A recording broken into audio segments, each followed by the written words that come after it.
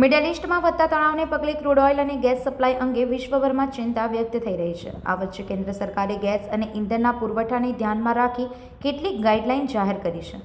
જોકે વડોદરા જિલ્લાના સાવલીમાં gas supply પૂરતો હોવાની માહિતી સામે આવી છે।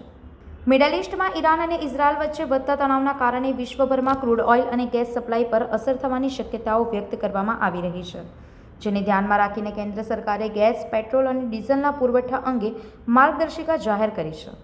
આ દરમિયાન વડોદરા જિલ્લાના સાવલી ખાતે આવેલી મેસર શાહ એન્ડ ક્રુગેસ એજન્સીની મુલાકાત દરમિયાન સંચાલકોએ જણાવ્યું હતું કે સાવલી નગર અને તાલુકા માટે હાઈ રસોઈ ગેસ બોટલોનો પૂરતો જથ્થો ઉપલબ્ધ છે। સંચાલકોના જણાવ્યા મુજબ અફવાઓના કારણે ઘણા લોકો સામાન્ય જરૂરિયાત કરતાં વધુ ગેસ બોટલો ખરીદી રહ્યા છે। જોકે કેન્દ્ર અને રાજ્ય સરકાર દ્વારા નાગરિકોની જરૂરિયાતોનું સંતુલન જાળવવા પૂરતી વ્યવસ્થા કરવામાં આવી રહી છે। સંવાદદાતા સાથે અભિપ્રાય ન્યૂઝ, વડોદરા। વધુ સમાચાર જોવા માટે અમારી યુટ્યુબ ચેનલને સબસ્ક્રાઇબ કરો અને જોડાયેલા રહો ફેસબુક, ઇન્સ્ટાગ્રામ અને ટ્વિટર પર।